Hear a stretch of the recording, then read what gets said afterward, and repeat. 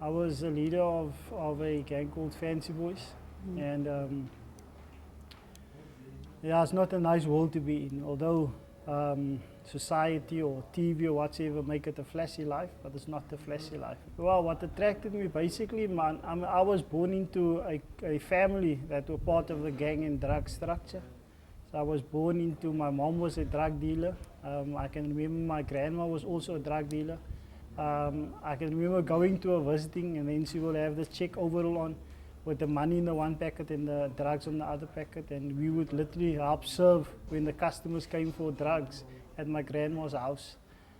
So we literally grew up in that environment where we had a choice to, not a choice, but we had to survive in life. We had to go through the gangs to become, to be known in our community. In the beginning, my father was my role model, so he was the one that I looked up to in any way, you know. And when he passed away when I was in primary school, that's when I went and seek for a role model out in the community. And the only role models that there was in the community was the gang leaders and the drug dealers, you know.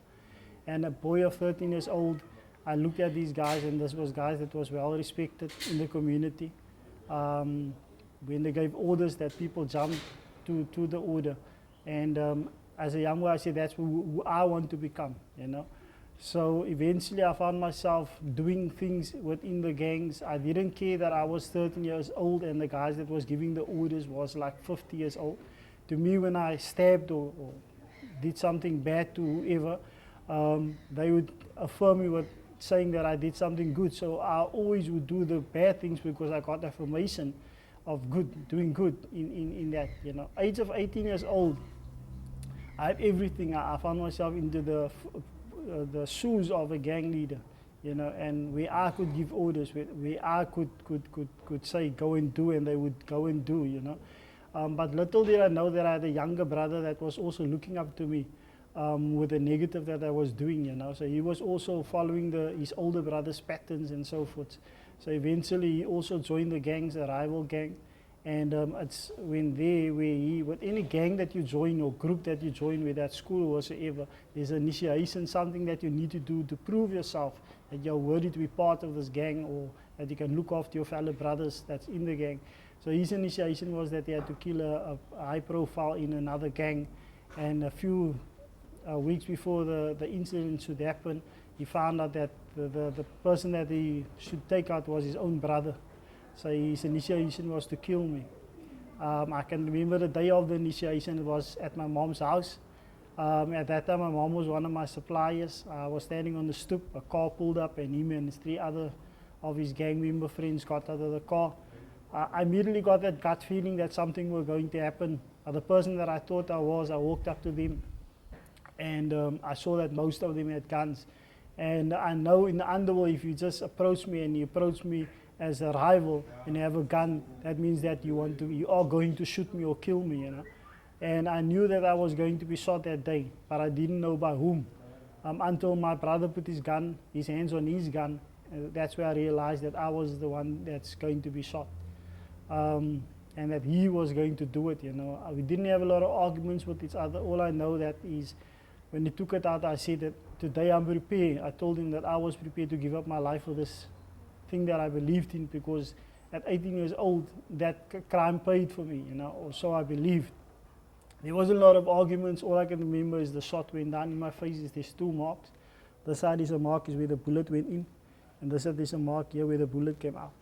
I was rushed to Grootsee Hospital, and in hospital I was clinically declared dead, where everybody gave hope upon my life. The doctor said to my mom, we don't know if we can get him back, and everybody, it was just a hopeless situation, where until they resuscitate me after a few minutes, and that's where I got a second chance to start changing my life for the good. But I didn't change it because I had this grudge inside of me, this hurt inside of me of what my brother did, of how he shot me. So I started planning his murder. I started planning how I'm going to shoot him, where I'm going to shoot him, how I'm going to feel if I'm going to shoot him, you know. And when it came to that day, I couldn't bring myself to pull that trigger. There was nobody to stop us. It was just me and him. I didn't have that feeling that I thought I would have.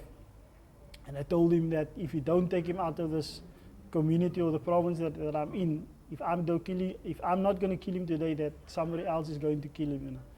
And that's where our lives just separated from each other. Unfortunately, about 8 years ago, just before my firstborn was born, I got a call from my sisters, and I just got home, living in Woodstock, and the call was that they just shot my brother, and I didn't take it up very well because eventually we started having a relationship with each other, but and we started building on it, and when this incident happened, I wasn't happy about it, so I drove up to my mom's place to where he was shot, and I didn't have any connection with the underworld for that 8 years that I was out of the gangs. But sitting in that car, having this hurt inside of you, I drove and I immediately started calling my old friends. Started telling them that if I get there, that the guns should be ready and the manpower should be ready. And when I got there, the guns and the manpower was there.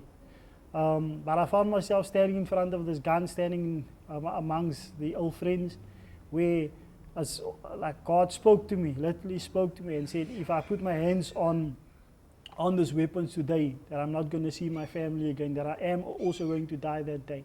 So I had to make a choice with all the hurt inside of me, to turn my back and wash my hands and to walk away. It was hard for me, but it changed me. You know, I had to forgive, I had to turn. It's not easy, it wasn't easy for me to do that, but I had to do it.